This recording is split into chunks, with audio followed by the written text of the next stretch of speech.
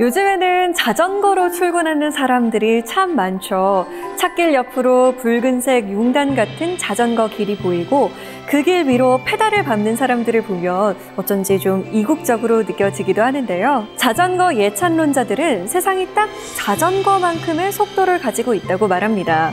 내 힘으로 힘껏 페달을 밟아야만 조금이라도 나아가는 자전거만큼 정직한 것이 없다고요.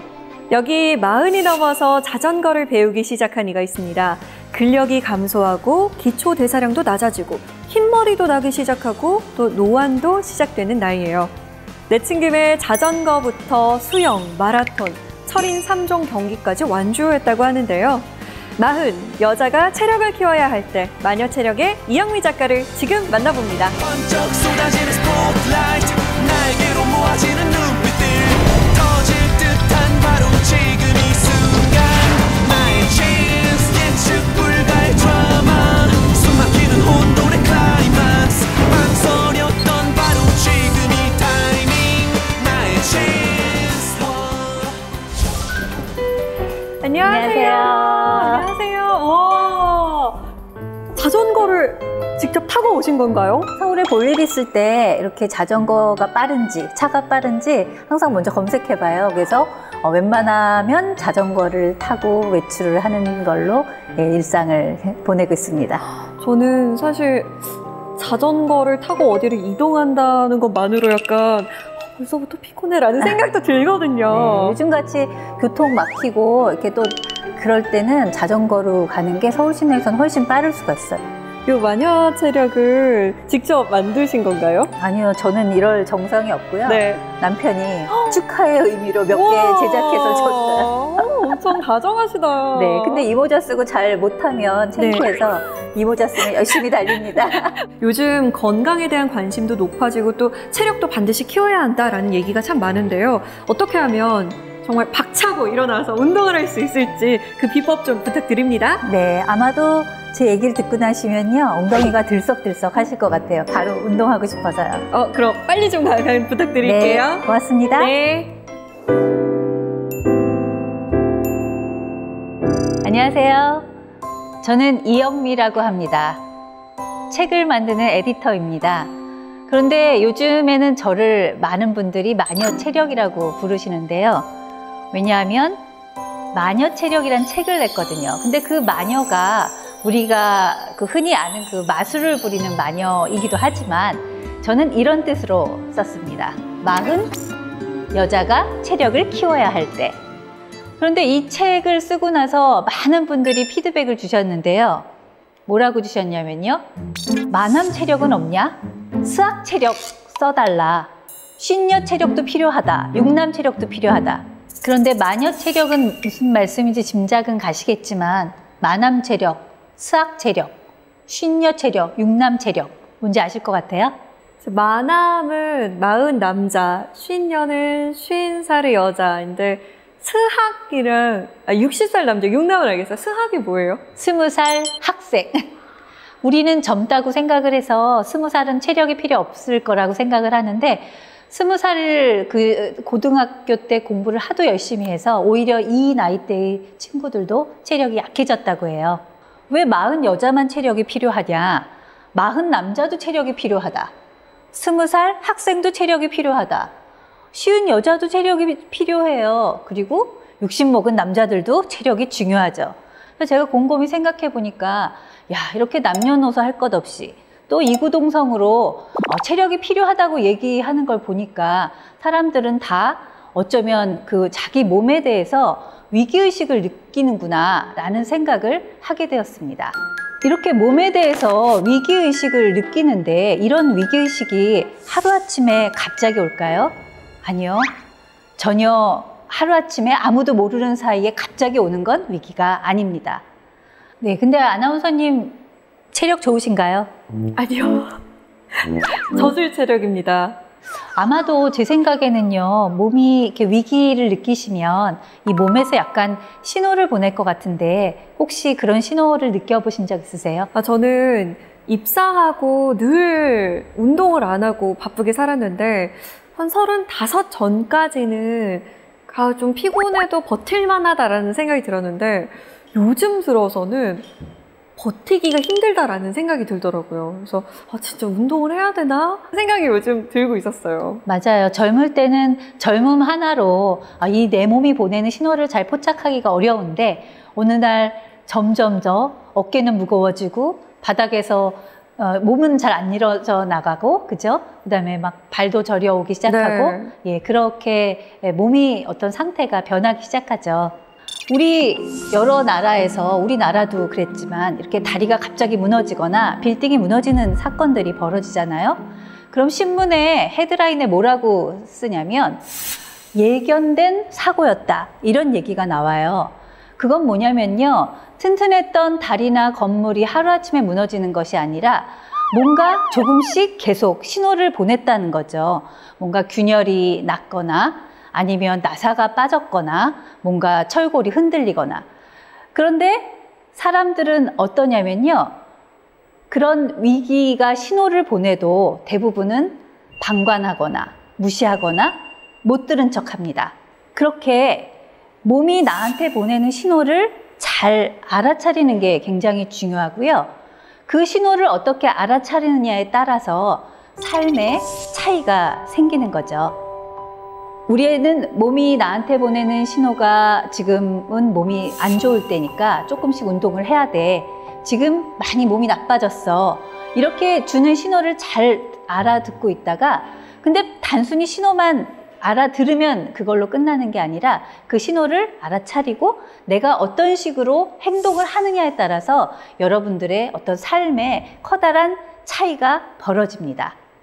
제가 지금부터 해드릴 얘기는요, 저는 아까 책을 만드는 에디터라고 말씀드렸잖아요. 게으름뱅이였다가 굉장히 저질 체력의 책을 만드는 그런 에디터가 도대체 어떤 신호를 어떻게 알아듣고 어떤 행동을 해서 아침형도 아니에요. 저는 요즘 새벽에 일어나서 운동을 하거든요. 새벽형 근육 노동자로 변신을 했는가? 오늘 제가 여러분들한테 말씀드릴 얘기는 바로 이 얘기가 되겠습니다. 저보다도요, 이 몸이 보내는 신호를 먼저 알아차린 건 저희 남편입니다. 저희 남편이 아이가 초등학교 3학년 때쯤에 막 굉장히 뚱뚱한 몸으로 힘들게 살고 있었어요. 그런데 초등학교 때 여러분도 가보셨겠지만 운동회 하잖아요. 운동회 하이라이트가 뭔지 아세요? 아버지 달리기 대회예요. 왜냐면 이 아버지들이 시키지도 않았는데 다들 나가서 달리기를 하겠다고 나서거든요.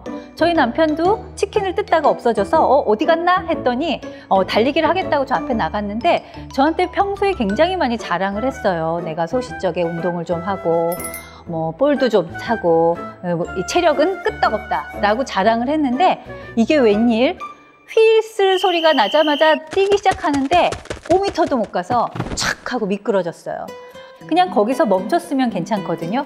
그런데 이분이 다시 일어나서 뛰기 시작했는데 또 5m도 못 가서 촥 하고 미끄러져 버렸습니다. 야, 이게 정말 남자로서는 굉장히 망신이잖아요. 왜냐하면 온 동네 주민들이 다 봤죠. 아들 반 친구들까지 다 봤죠. 이 사람이 그날부터 변하기 시작합니다. 와신상담이란 한자 성어 아세요? 누울와 뗄나무신 할틀상 쓸개 담자인데요. 이거는 뭔가 복수를 꿈꾸거나 아니면 내가 하고 싶은 게 있을 때 꼭 그런 걸 꼭 하리라 할 때 쓰는 한자 성어인데요. 이분이 이날부터 와신상담하기 시작했습니다. 뭘 했나 하면요, 동네 마라톤 클럽에 가입을 했어요. 그래서 정말 운동회 때 그 좁은 운동장 한 바퀴를 제대로 뛰지 못하고 2번이나 넘어졌던 사람이 42.19 국제 마라톤 대회에 나가는 그런 쾌거를 이룩합니다. 꼬린 지점에서 저 멀리서 들어오는 걸 보고 살짝 눈물이 났습니다. 왜? 사람은 참 변하기 어렵다는데 어떻게 저 사람은 40 넘어서 운동장에서 넘어지다가 달리기를 시작하더니 저렇게 42.19라는 국제 마라톤 대회에 나가서 뛸 수 있을까? 참 대단하다. 그렇지만 저는 거기서 딱 끝났어요. 참 대단하다. 그 옆에 사는 저는 여전히 이런 모습으로 살고 있었습니다. 저는 그때 13년 차 에디터였거든요. 아이도 키우고 살림도 하고 뭐 또 일도 하고 이러느라고 굉장히 힘든 나날을 보내고 있었어요. 제 그때의 소원은 뭐였냐면요. 잠 한 번 실컷 잡았으면 좋겠다. 그래서 주말은 물론 퇴근하면 바로 소파에 누워서 잠드는 나날. 그런데 그게 바로 저한테 몸이 보내는 신호였죠. 왜냐면 한창 열심히 활발하게 살아야 될 30대인데 이건 뭐 저렇게 졸음이 쏟아지고 몸이 피곤하고 그렇다는 건 이미 그 몸이 너 좀 정상이 아니야 라고 신호를 보내고 있었는데 저는 그냥 무시했어요. 다들 이렇게 사는 거겠지. 그런데 저한테 좀 더 큰 아주 위급한 신호가 왔어요. 뭐냐면 저는 이때 30대 중반에 고혈압 판정을 받았습니다. 이때부터 약을 먹기 시작했고요. 세상을 바라보는데 약간 분노 막 이런 게 좀 쏟아졌어요. 왜 나는 한창 젊을 때 이런 병에 걸렸나? 난 끝났다. 그냥 이렇게 살다가 죽어야지. 이런 생각까지 했어요. 그 젊은 나이에요. 물론 이때는 그 나이가 그렇게 젊은 줄 몰랐습니다. 그런데 하늘에 신이 계신지요. 저한테 조금 더 이번에는 뭔가 이렇게 격려가 되는 신호를 하나 보냈는데요. 길을 아는 것과 길을 걷는 것은 다르다. 이 말은요, 제가 좋아하는 영화 매트릭스에 나오는 대사예요. 뭐냐면 너는 머릿속으로 뭐든지 할 수 있다고 생각하지만 막상 그 길을 직접 걷거나 그 일을 하는 건 정말 천지 차이다 라는 얘기인데요. 제가 지리산에 가서 이 진리를 깨달았어요. 저희랑 항상 같이 놀던 친구들이 한 5쌍 정도가 있었어요. 이제 아이를 키우면서 다들 40 즈음의 나이가 돼서 이제 오래간만에 부부가 쌍으로 지리산에 놀러 가게 됐습니다. 그런데 이게 웬일인가요? 지리산 왔으면 천왕봉 올라가야 된다고 생각하는 사람들이 있잖아요. 그런데 바로 그 5쌍의 부부가 짝 두 파로 나뉘더라고요. 한 파는 나는 지리산 천왕봉 가고 싶어 올라갈 거야 하는 파와 나머지 반은 야 산에 금방 내려올 걸 왜 올라가 하는 배가 이렇게 뚱뚱하게 나온 사람들인 거죠. 저는요 사실 올라가고 싶었어요. 왜? 이거 남편이랑 부부 동반해서 지리산에 놀러 왔는데 산에 같이 올라가야 되는 거 아니야? 그런데 불행하게도 매일 잠만 자는 저질 체력의 저는 지리산에 너무 올라가고 싶었지만 결국 올라가지 못했고요. 남편과 다른 사람들이 신나게 놀다 오는 걸 화가 나서 쳐다볼 수밖에 없었죠. 나는 어쩌면 이렇게 평생 살 수밖에 없구나. 그런 절망감이 제 몸을 사로잡았습니다. 그래서 제가 단단히 결심을 합니다. 나 이렇게 살기 싫어. 지금 앞으로 얼마나 더 살지 모르지만 좀 다르게 살아보겠어. 그래서 제일 먼저 뭘 했냐면요. 저희 집 앞에 바로 수영장이 하나 있어요. 그래서 가벼운 마음으로 가서 수영을 끊고요. 이제 수영을 배우기 시작했습니다. 그런데 저질 체력에 전혀 몸도 움직이지 않았던 사람이 수영을 갑자기 배운다고 그 수영이 잘 되겠습니까? 남들은 막 앞에 진도를 나가는데 저는 거의 3개월이 지나도 제자리에 머물러 있었어요. 이렇게 3개월이 지나도 늘지 않았지만 나 포기하지 않고 이번엔 조금 더 해볼 거야. 적어도 6개월은 할 거야 라는 결심을 했기 때문에 6개월 동안은 비가 오나 눈이 오나 꾸준히 늘지 않아도 수영장을 찾았습니다. 그래서 6개월 정도가 흘렀는데 저는 정말 어마어마하게 놀라운 사실을 하나 깨달았습니다. 하나는 뭐냐면요. 내가 타고난 저질 체력이 아니었구나. 나는 지금까지 내 몸한테 6개월 정도라는 시간을 한 번이라도 줘봤나? 아니었어요. 항상 수영을 끊다가도 한 달 하다가 말고 뭔가를 헬스클럽도 가다가 한 달이면 끊고 왜냐하면 재미도 없고 늘지도 않는 것 같으니까 그렇게 시간을 제 몸한테 훈련할 시간을 준 적이 없었던 거예요. 두 번째 놀라운 사실은 뭐냐면요. 이 몸이라는 게 기억력이 어마어마하게 좋더라고요. 머리보다 더 좋아요. 이 몸은 기억력이 좋으니까 1m씩 조금씩 늘려가야 되겠다. 제가 수영을 하면서 그걸 깨달은 거예요. 그래서 어느 날부터는 26m, 27m, 30m 그러다 보니까 저는 50m를 수영할 줄 아는 사람이 됐고요. 50m에서 100m, 150m는 금방 쑥쑥 늘어났습니다. 그래서 제가 제 몸을 갖고 실험을 한번 더 해봅니다. 수영도 이렇게 조금씩 해서 잘했는데 혹시 다른 운동도 잘하는 게 아닐까? 그래서 제가 이번에는 달리기에 도전을 합니다. 수영이랑 똑같은 방식으로 시작했어요. 어떻게 했냐면요. 저희 집 앞에 또 중학교가 하나 있어요. 달밤에 아무도 없는 그 운동장에 나가서 딱 한 바퀴만 돌자 하고 진짜 한 바퀴만 딱 돌고 집에 들어온 거예요. 원래 달리기를 잘 못하시는 분들이 처음에 막 1km, 3km 막 뛰어다녀요.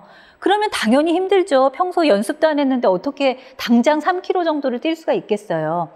그날은 200m짜리 한 바퀴, 그 다음날 나가서 2바퀴, 그 다음날 나가서 3바퀴 이렇게 한 바퀴씩 늘려가다 보니까 저는 한 달쯤 되니까 한 10바퀴를 끄떡없이 돌 줄 아는 사람이 됐어요. 야, 달리기도 이렇게 하면 되는구나.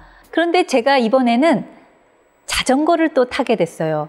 자전거 못 타시는 분들 많죠. 저도 못 탔어요. 40살 될 때까지.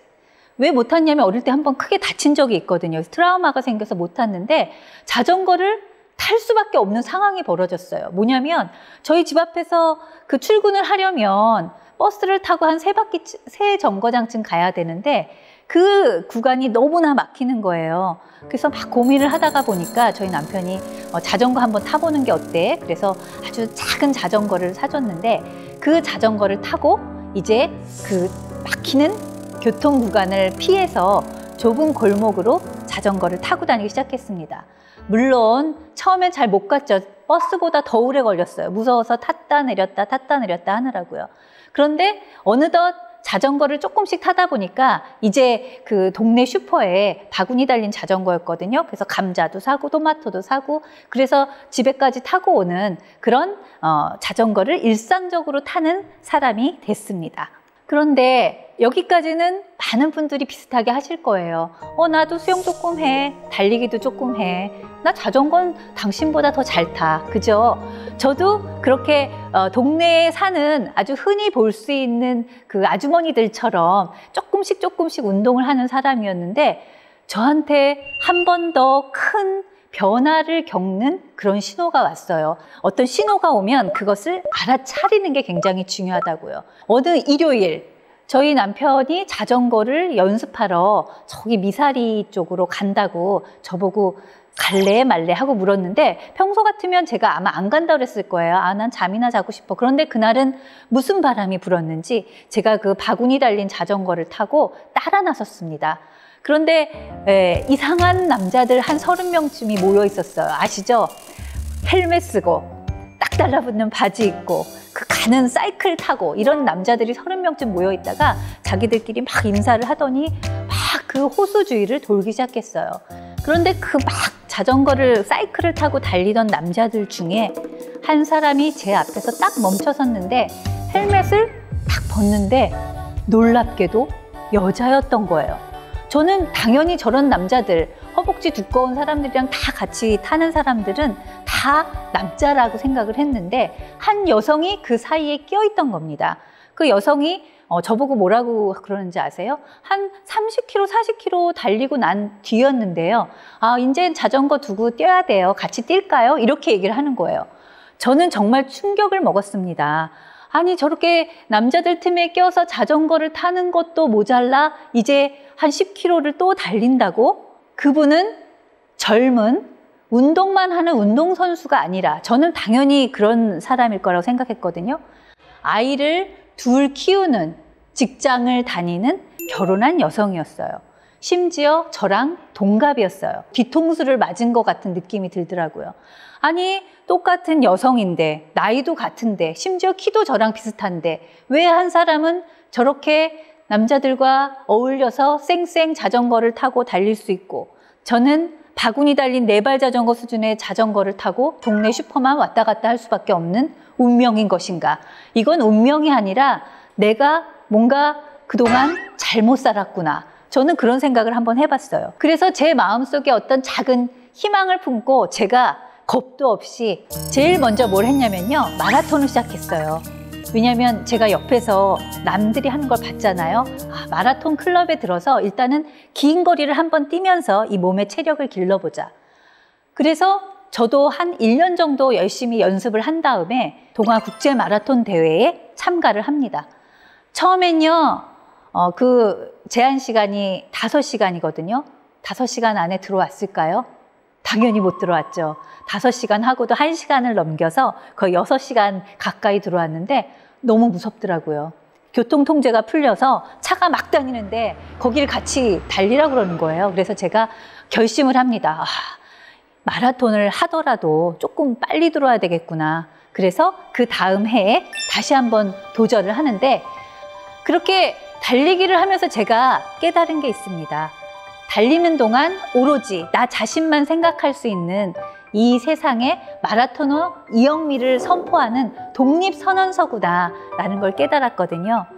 이렇게 해서 저는 이제 달리기를 좀 할 줄 아는 사람이 됐습니다.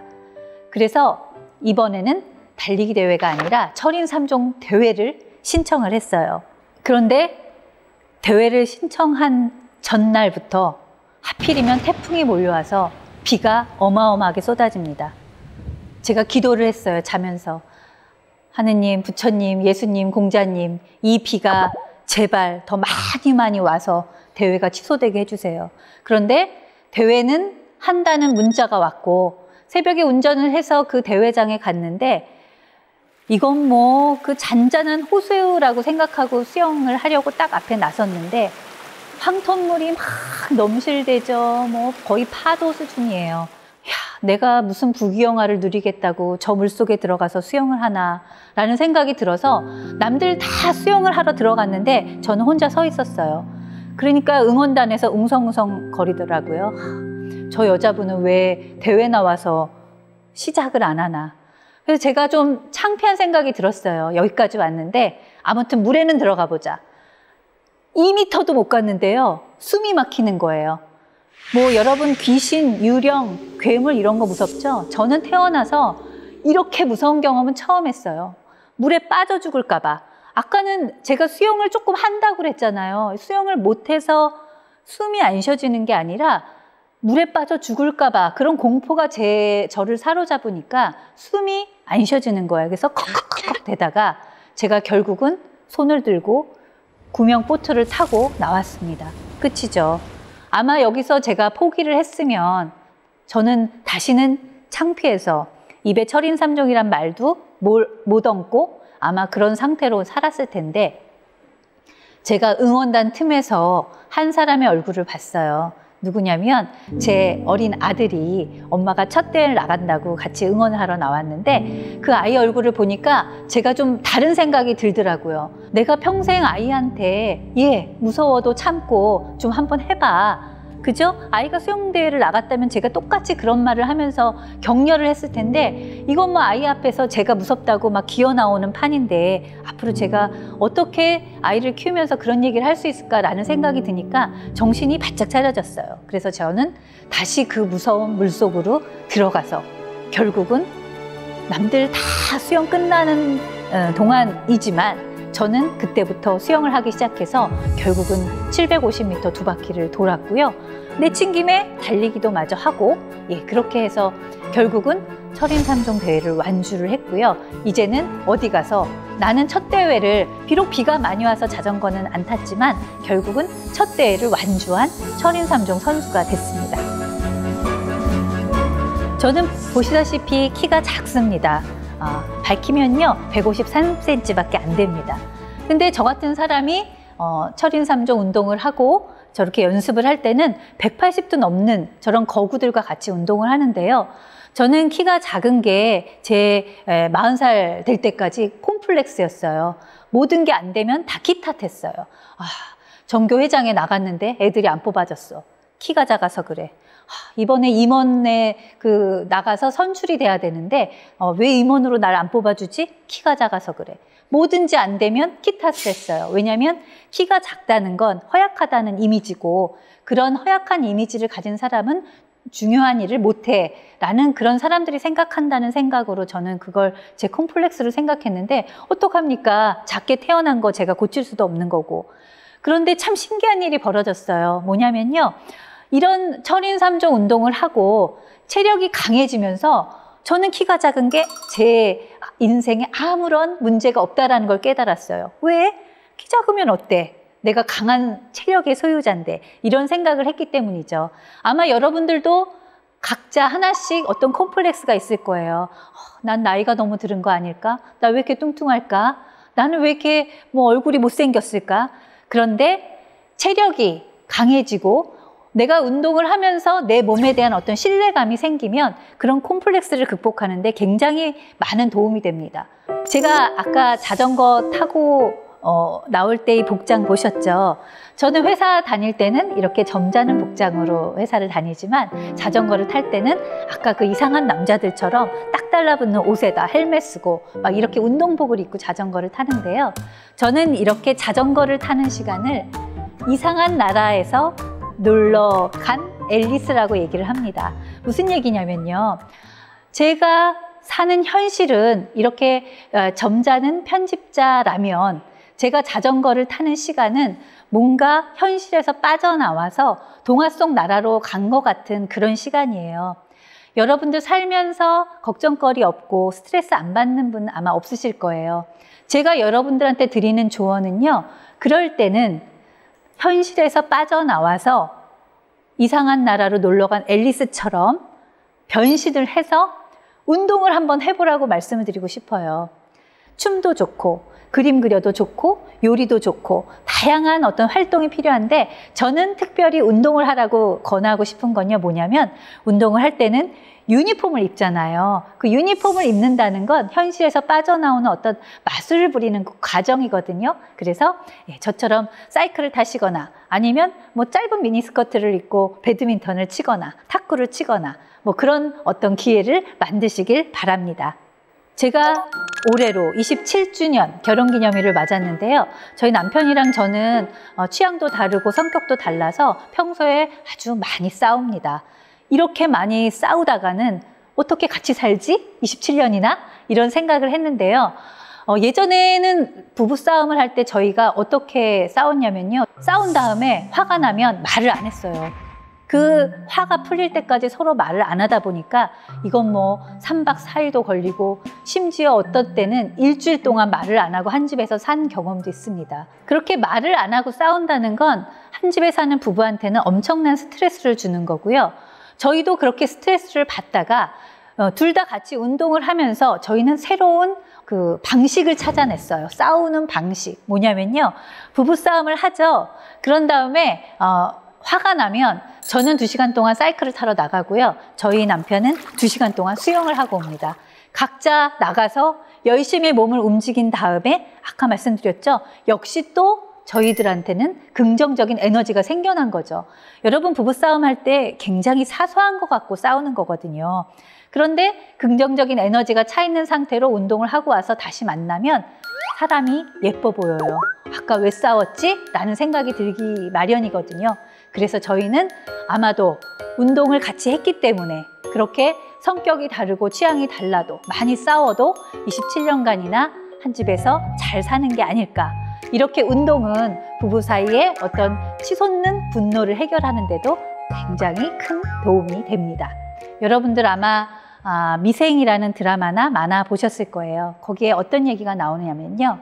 장그래라는 친구가 어릴 때부터 바둑을 두기 시작하는데 그 바둑 사범이 야, 너는 이제 바둑의 길로 들어섰으니까 죽고 나서는 앉아서 바둑만 둬. 이런 얘기 하지 않아요. 뭐라고 얘기하냐면 내가 이루고 싶은 게 있거든.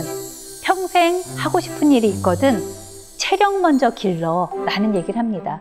우리가 갖고 있는 어떤 분노, 짜증, 우울, 건태, 나태함 이런 것들은요. 정신이 무너져서 그런 게 아니라 체력이, 몸이 무너져서 생기는 증상들입니다. 체력부터 먼저 기르면 정신도 따라서 단단해진다라는 얘기를 하고 싶습니다. 여러분 이 여인이 도대체 몇 살로 보이십니까? 카르멘 델로피체라는 최고령 모델인데요. 1931년생이에요. 그럼 현재 나이가 몇 살일까요? 거의 90도 넘은 나이에 아직도 이렇게 멋진 외모와 단단한 체력으로 현역 모델로 활동하고 있습니다. 그리스 경기장에는 이렇게 쓰여 있다고 합니다. 운동을 하는 이는 노인도 청춘이고 운동을 하지 않는 이는 청춘도 노인이다. 우리는 되게 나이 핑계를 먼저 대거든요. 이 나이에 무슨 운동을 시작해. 이분을 생각하면서요, 더 이상 나이 핑계는 대지 마세요. 지금부터라도 시작하면 여러분들은 평생 노인이 아닌 청춘으로 사실 수 있는 겁니다. 제가 제일 좋아하는 운동선수입니다. 세레나 윌리엄스라는 테니스 선수인데요. 여러분 보시기에 예쁘세요? 아마 대부분은 안 예쁘다는 생각을 하실 거예요. 왜냐하면 우리 사회가 우리 머릿속에 각인시킨 예쁨, 아름다움의 잣대는 뭐냐면요. 가늘어라, 좀 더 하얘져라, 좀 더 젊어져라. 바로 그런 게 특히 우리 여성들한테 내려지는 잣대거든요. 우리는 그래서 점점 나이가 들어가는데도 불구하고 얼굴은 하얘지려고 노력하고 다이어트를 해서 가늘어지려고 노력하고 점점 젊어지려고 막 발악을 하죠. 그런데 저는 이 여성이 테니스를 칠 때마다 보면서 어떤 생각을 하냐면 너무나 아름답다라는 생각을 들어요. 왜냐하면 제 아름다움의 잣대는 강함이거든요. 저렇게 4시간, 5시간 테니스를 치면서 끄떡없는 강한 체력을 자랑하는 저런 게 아름다움이다. 저는 그런 생각을 하고요. 나이를 드는 거는 자연의 흐름이기 때문에 거스를 수는 없지만 점점 더 우리는 현명하고 우아하게 살 수 있다라고 생각을 하거든요. 제 아름다움의 잣대는 강하고 우아함입니다. 여러분들도 그런 사회가 우리한테 내리는 잣대에 휘둘리지 마시고 여러분들 나름의 아름다움의 잣대를 갖고 계시면요. 오히려 하얀 피부보다도 저는 막 주근깨 난 까만 피부가 훨씬 아름다운 것 같고요. 막 울퉁불퉁한 근육질 체질이 저는 마르고 그 마른 몸매보다 훨씬 더 아름답다고 생각을 합니다. 여러분 혹시 여기 가보셨어요? 스페인에 있는 그 사그라다 파밀리아라는 성당입니다. 가우디가 건축한 걸로 유명하죠. 1882년부터 짓기 시작했어요. 지금도 여전히 짓고 있습니다. 저는 저걸 보면서 내가 지금까지 해온 운동과 굉장히 비슷하구나 라는 생각을 했거든요. 저는 40살 넘어 운동을 시작했기 때문에 단 한 번도 저 젊은 사람을 따라잡아야지 라는 생각을 해본 적이 없어요. 천천히 하자. 그리고 조금씩 하자. 그런데 젊은 사람들이 1년 하고 말 것을 나는 이왕 시작한 거 10년을 할 거야 라는 생각으로 운동을 하고 있습니다. 여러분들 지금 시작해서 내가 잘할 수 있을까? 라는 생각에 겁내고 포기하지 마세요. 10년 하면 뭐든지 잘하게 되거든요. 여러분들이 지금 60이면 어떻습니까? 10년 하면 70대에 나는 뭔가를 굉장히 잘할 수 있는 그런 사람이 되는 거거든요. 그래서 항상 저는 모든 운동은 운동뿐만 아니라 모든 여러분들이 하고 싶은 게 있다면 천천히 하고 조금씩 하고 그렇지만 꾸준히 해내면 할 수 있다는 것을 여러분들이 꼭 기억하셨으면 좋겠습니다. 나는 이제 체력이 조금 더 단단해졌어. 뭔가 가볼 데가 없을까? 라는 생각이 드시면 버킷리스트라고 그러죠. 저한테도 버킷리스트가 있었습니다. 어디냐면요. 몽블랑이요. 알프스의 한 코스인데요. 저는 처음엔 몽블랑이라는 게 운동을 하기 전에는 어디 붙었는지도 몰랐어요. 몽블랑이 어디 있어? 몽블랑은요. 프랑스와 이태리, 스위스가 국경을 다 이렇게 접하고 있는 산인데요. 여기 올라갔더니 정말 천국이 따로 없었어요. 저렇게 넓은 분지에 아름다운 꽃이 가득 핀 데를 끊임없이 걷게 됩니다. 노란 꽃이 가득 피고요. 하얀 꽃도 가득 피고요. 그런데 몽블랑 같은 데를 나 같은 저질 체력이 어떻게 가? 라고 생각하시는 분들이 있겠죠. 저는 4명의 친구들과 같이 갔는데 저만 빼고 나머지 3명은 저질 체력의 여성 친구들이었어요. 저질 체력인데 몽블랑을 갈 수 있을까? 라는 생각을 하실 수 있을 것 같은데 제가 아까도 말씀드렸죠. 6개월 전부터 한 달에 한 번씩 국내 산을 가면서 연습을 하면 어떠한 저질 체력도 갈 수 있는 데가 또 몽블랑입니다. 저는 한 번 더 도전을 하고 싶었어요. 몽블랑 말고 조금 더 험한 산을 가고 싶다.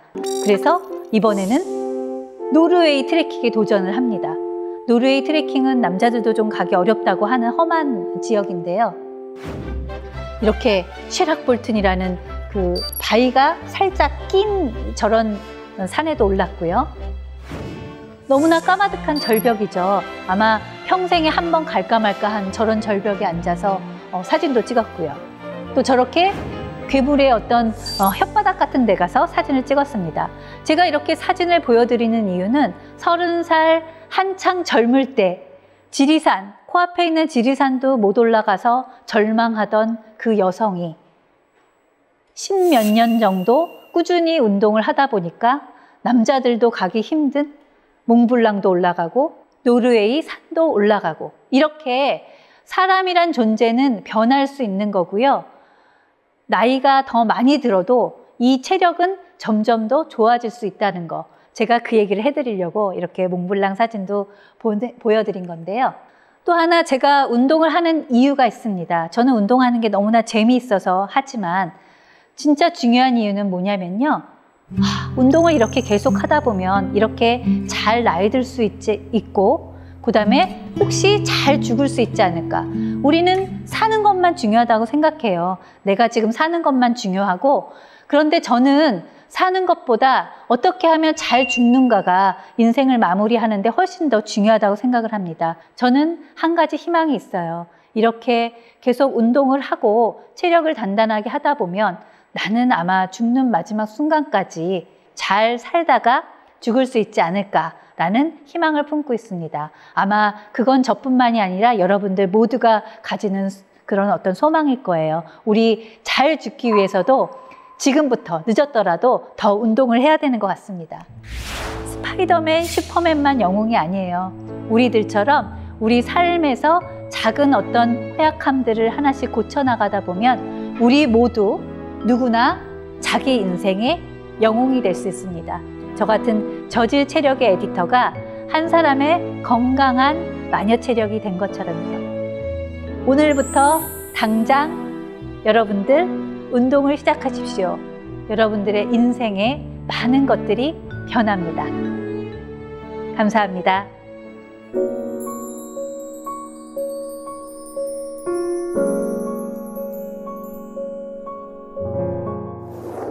네, 오늘 강연 정말 잘 들었습니다. 감사합니다. 사실 저도 정말 저질 체력이고 운동 진짜 안 하거든요. 그런데도 강연을 들으면서 좀 해야겠다, 운동을 시작해야겠다라는 생각이 들더라고요. 그런데 저처럼 운동을 안 하던 사람은 어떤 운동으로 시작을 해야 할까요? 헬스클럽 같은 데 기부 많이 하셨죠? 네. 우리는 보통 남들 하는 것을 이렇게 따라가서 운동을 해요. 저 네. 사람이 헬스클럽을 다니니까 나도 해야 되겠다. 맞아요. 근데 그건요, 자기 몸에 맞는 재미있는 운동을 찾지 못하는 방식이에요. 이거는 남들이 하지 말라고 막 바짓가랑이를 붙잡아도 난 너무 재밌어 라는 그 운동을 찾으면 좋겠어요. 그러니까 상대방이 있는 어떤 운동도 좋고요. 그게 아니라 혼자서도 할 수 있는 거면 자전거나 수영도 되고요. 아니면 나는 여럿이 하는 게 좋아하면 마라톤 클럽 같은 데 가입을 해서 같이 막 이렇게 뛴다든가, 그렇게 뭔가 어떤 재미있는 요소를 찾는 게 우선입니다. 나랑 맞는 운동을 좀 찾아봐야겠네요. 자, 저처럼 고민만 하고 있는 우리 사사계 공동체 여러분께서 사연을 영상으로 보내주셨어요. 함께 볼까요?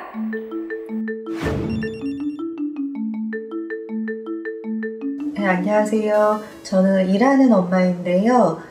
회사 일, 집안일, 육아까지 하다 보면 매일 밤 파김치가 돼서 들어오는데 체력이 딸리는 거는 알고 있는데 매일 운동할 시간을 내기가 너무 어렵거든요.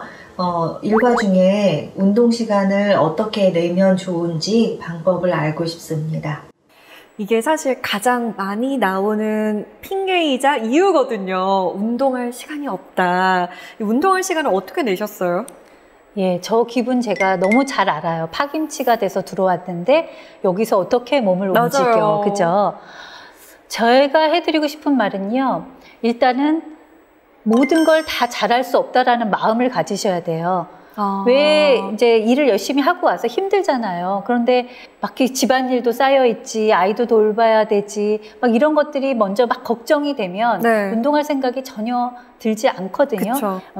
아이가 아직 어릴 때는 조금 이제 새벽잠을 조금 줄이고 하는 것들이 좀 도움이 될 것 같고요.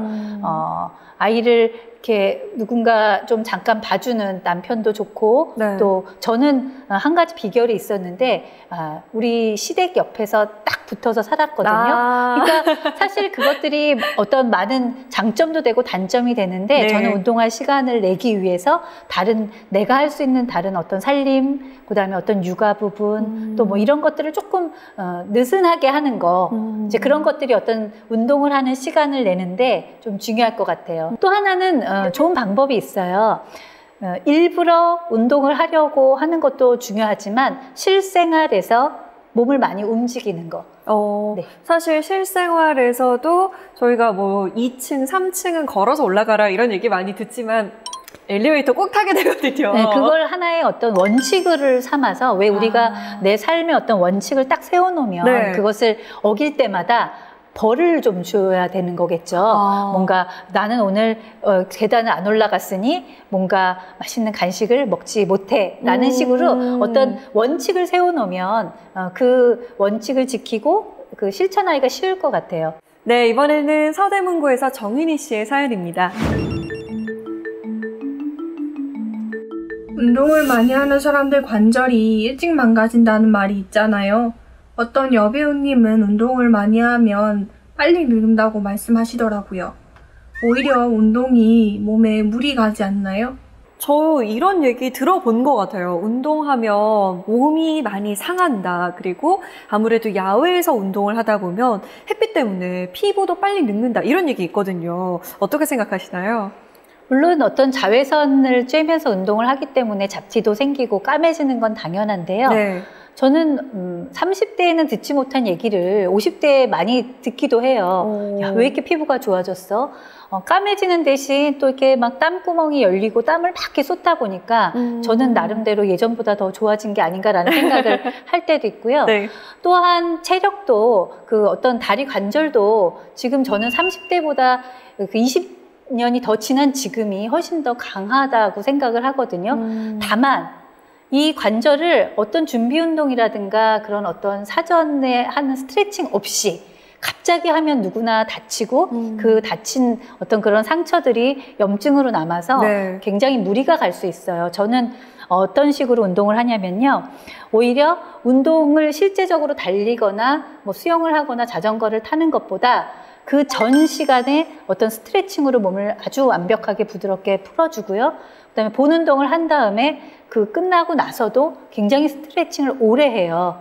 그러니까 이 몸한테도 우리가 약간 신호를 줘야 되는 거죠. 예, 나 지금 이제 운동할 거야. 너 몸 준비해. 그런 시간도 없이 사람들이 갑자기 심한 운동을 하기 때문에 그런 건데요. 운동을 하면 할수록 관절은 나빠지지 않고요. 오히려 좋아진다고 생각합니다.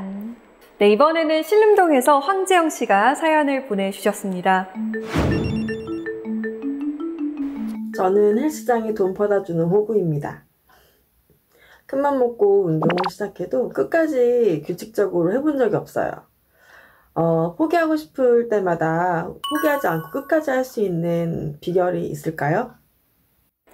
아까 말씀하셨지만 헬스장에 돈 많이 갖다 바친 사람 저기도 계시고 여기도 있습니다.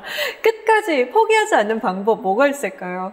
제가 그동안 10년간 운동을 해온 게 너무 신기하죠. 네. 어떻게 네. 남들은 한 달도 못하는 걸 10년간이나 네. 하나. 제가 규칙의 여왕이에요. 그러니까 사람들은 내가 지키지 못하니까 이렇게 벽에다 붙여놓고 규칙을 세우고 네. 이렇게 하는 거거든요. 사실 운동을 그렇게 규칙을 세워서 한다고까지 생각을 안 하는데 저는 운동에도 자잘한 규칙이 많이 필요하고요. 규칙이요? 네. 그러니까 지하철은 항상 계단을 이용할 것, 아파트는 항상 그 계단으로 올라갈 것, 뭐 이런 식의 어떤 자잘한 규칙이 많고요. 그리고 저는 운동복을 예쁜 걸 사요. 기분 좋게. 운동화도 막 그 형광색을 사서 그 신는 어떤 그런 기쁨을 맛보기도 하고요. 네, 그렇게 어떤 자잘한 규칙으로 내가 해이해지기 쉬운 마음을 자꾸만 부채질을 해야만 꾸준히 할 수 있는 방법이 됩니다. 자, 마지막 사연은 저의 질문입니다. 사실 일상에서 운동을 하고 싶어도 뭐 계단 오르기 요 정도 외에는 생각이 안 나더라고요. 일상에서 제가 사무실에서 뭐 좀 할 수 있는 운동이 없을까요? 점점 더 일을 하다 보면은 목도 이렇게 되고 등도 휘고, 거북목. 그죠? 네. 그래서 저는 1시간 이상을 앉아 있는 건 일단 잘못됐다고 생각을 해요. 그래서 저는 사실 책상을 서 있는 책상으로 바꿨거든요. 서서 일을 하다 보면 물론 다리가 좀 아픈데 네. 다리가 아프기 때문에 움직이게 돼요.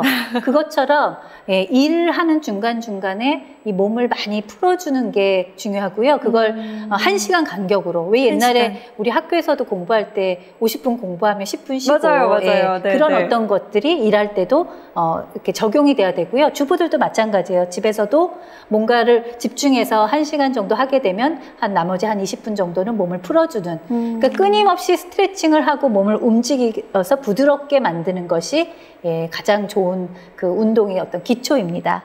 그리고 우리 왜 횡단보도 같은 데 서 있을 때 정말 시간 안 가잖아요. 엘리베이터 기다릴 때도 그렇고. 네. 그럴 때 저는 제가 하는 방법이 하나 있어요. 뭐가 있어요? 사실 이렇게 말처럼요. 네. 뒷다리를 차주는 것만으로도 네. 몸에 어떤 그 근육이 많이 이완되고요. 부드러워진다고 해요. 그걸 하루에 100번만 해도 몸에 굉장히 그 혈액순환이 좋아진다니 이걸 왜 안 하겠습니까? 네네. 이렇게 남들한테 많이 피해가 되지 않는 상황에서 이렇게 살짝살짝 이걸 하고 있으면 시간이 너무 많이 빨리 가요. 저는 100번을 해야 되는데 벌써 파란불 들어오고 엘리베이터 오고. 그래서 이렇게 가만히 서 있는 게 제일 나쁜 것 같아요. 그래서 저는 서 있지 않고 계속 끊임없이 몸을 이렇게 움직여주는 거. 이 방송 보고 나서 횡단보도에서 다들 이러고 있는 거 아니에요? 뒤에 사람 없는지 꼭 확인하시고요. 네. 계단을 그냥 오르고 내리고 하는 거 말고 뭐 스트레칭으로 할 수 있는 방법 없을까요? 계단을 올라갈 때도 막 이게 막 노동처럼 등은 이렇게 굽었는데 막 이렇게 올라가면 그건 저는 운동이 된다고 저를 보는 줄 생각하잖아요. 알았어요, 지금. 저는 걸을 때도 이왕이면 좀 이렇게 몸을 좀 바르게 한 상태로 올라가는데 계단을 올라갈 때는 이렇게 자잘하게 올라가는 것도 좋지만 뭔가 이렇게 한 3계단 정도 일단 스트레칭을 하면서 올라가는 것도 좋다고 생각을 해요. 다리를 올려서 이 몸의 근육을 펴준 다음에 그렇게 해서 한 5걸음 정도 몸을 쫙쫙 펴준 다음에 이제 자잘하게 올라가는 것도 그 계단 오르기에 굉장히 중요한 포인트입니다. 네, 오늘 정말 저희의 운동세포를 깨워주셔서 감사합니다. 오늘 강연 잘 들었습니다. 고맙습니다. 감사합니다.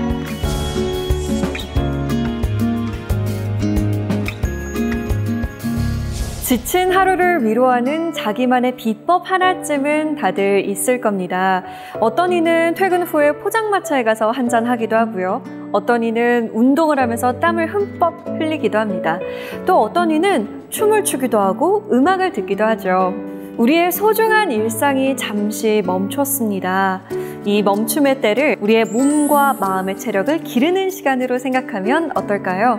보다 다정한 대화를 나누고 해도 끝나지 않는 집안일을 함께 하고 또 서로 발 마사지를 해주고 어쩌면 이 작은 것들로 인해서 우리의 몸과 마음은 되살아날지도 모릅니다. 사사계 공동체 스미다도 그 작은 것들 중 하나가 되길 바라봅니다. 저희는 다음 시간에 찾아뵙겠습니다. 고맙습니다. I'd go beyond our fighting borders if you needed that from me. And I'd march with decorated soldiers to get your pretty eyes to see.